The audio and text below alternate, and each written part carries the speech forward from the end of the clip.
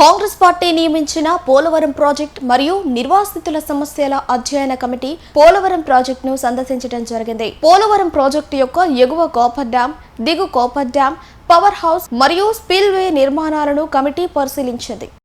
Congress party నియమించిన Polavaram project మరియు నిర్వాసితుల సమస్యల అధ్యయన కమిటీ పోలవరం ప్రాజెక్టును సందర్శించడం జరిగింది. పోలవరం ప్రాజెక్టు యొక్క ఎగువ కాపర్ డ్యాం, దిగు కాపర్ డ్యాం, పవర్ హౌస్ మరియు స్పిల్వే నిర్మాణాలను కమిటీ పరిశీలించింది. పోలవరం ప్రాజెక్ట్ అనేది ఆంధ్రప్రదేశ్ జీవనాడి. దీనిని గ్రహించినటువంటి వ్యక్తి స్వర్గీయ రాజశేఖర రెడ్డి గారు. రాజశేఖర రెడ్డి గారి హయాంలోనే 2004 నుంచి 2009 మధ్యలో దీనికి రావాల్సినటువంటి కేంద్ర ప్రభుత్వం నుంచి అన్ని అనుమతులు కూడా సాధించినటువంటి వ్యక్తి.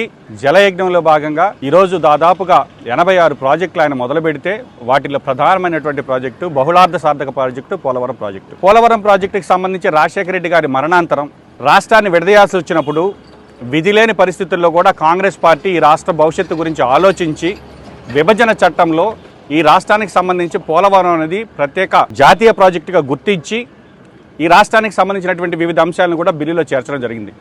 ఈరోజు పోలవరం ప్రాజెక్టుకి సంబంధించి జాతీయ ప్రాజెక్టుగా గుర్తిస్తే జనరల్గా 60-40 అంటే కేంద్రం 60% నిధులు ఇస్తుంది, 40% రాష్ట్ర ప్రభుత్వాలు భరిస్తాయి.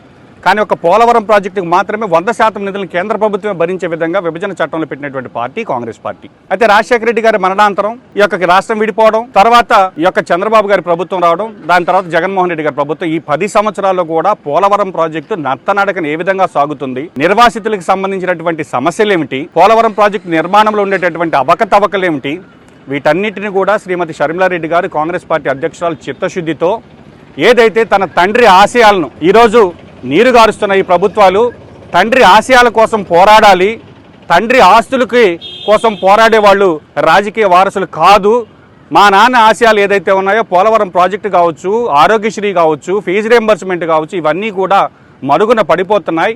తిరిగి మళ్ళీ రాజశేఖర రెడ్డి గారు ఏదైతే స్వర్ణయుగం ఆనాడు ఉందో తిరిగి రాజశేఖర రెడ్డి గారు ఆశయాలు సాధించే భాగంగా ఈరోజు పోలవరం ప్రాజెక్టుకి సంబంధించి ఒక కమిటీ వేయడం జరిగింది. ఈ కమిటీ ముంపు మండలాల్లో పర్యటించాం, నిర్వాసితులకు సంబంధించినటువంటి ఆర్ఎండ్ఆర్ కాలనీలకు వెళ్ళాం. అదేవిధంగా ఈరోజు పోలవరం ప్రాజెక్టుకు సందర్శించడం జరిగింది.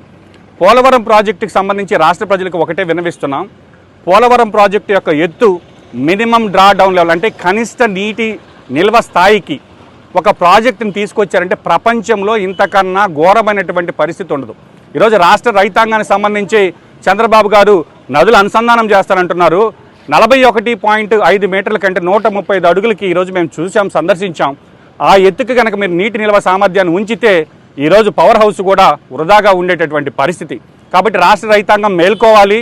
ఈ యొక్క పోలవరం ప్రాజెక్టు యొక్క ఎత్తుకు తగ్గించి నిర్వాసితులకి కేంద్ర ప్రభుత్వం ఇవ్వాల్సినటువంటి నిధులను మిగిల్చుకునే భాగంలో ఈరోజు బీజేపీ ప్రభుత్వం మొన్న పెట్టినటువంటి బడ్జెట్ బిల్లులో స్పష్టంగా మెన్షన్ చేస్తే కూడా మన ప్రాంత ఎమ్మెల్యేలు, ఎంపీలు నోరు మెదపలేదంటేనే రాష్ట్ర రైతాంగాన్ని, రాష్ట్ర ప్రజల్ని ఒకసారి ఆలోచించమని కాంగ్రెస్ పార్టీ వేడుకుంటుంది.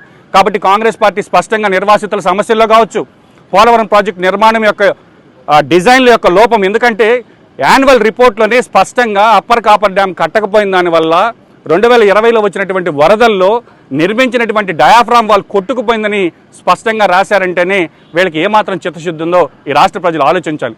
కాబట్టి వీటన్నిటి మీద కూడా కాంగ్రెస్ పార్టీ అధ్యక్షురాలు శ్రీమతి షర్మిలారెడ్డి గారు దృష్టి సాధించారు. దాని మీద ఒక కమిటీ వేయడం జరిగింది.